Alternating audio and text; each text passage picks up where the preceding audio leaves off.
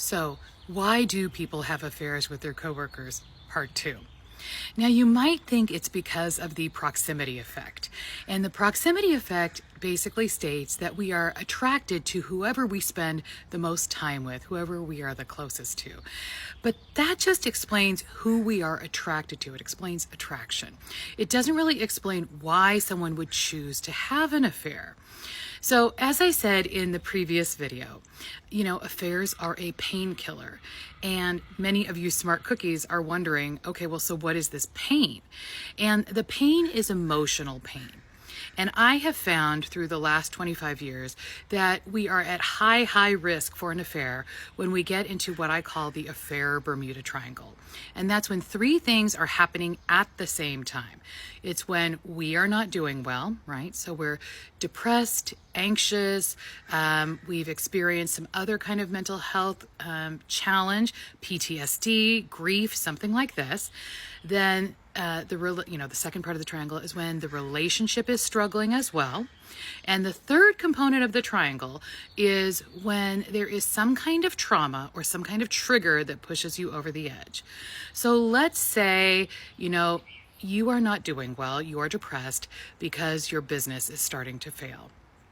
And then, your relationship is strained, maybe because you haven't been feeling good, or communication has broken down, or you have little kids at home, something like that.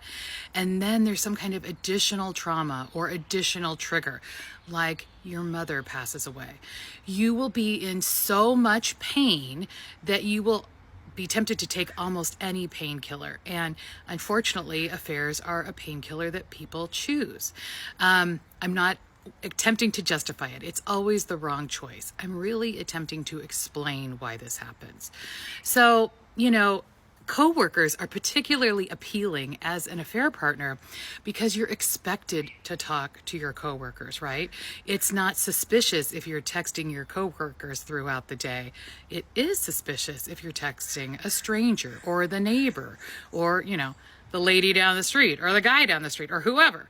So I think there's an additional component that's appealing about a coworker, and that is that it's kind of, you have a little bit of cover for communicating with them. So this is all to explain why coworkers are a very appealing affair partner, and our research into over 5,783 people that have been involved with affairs shows that the AP, the affair partner, is a coworker about 38.45% of the time.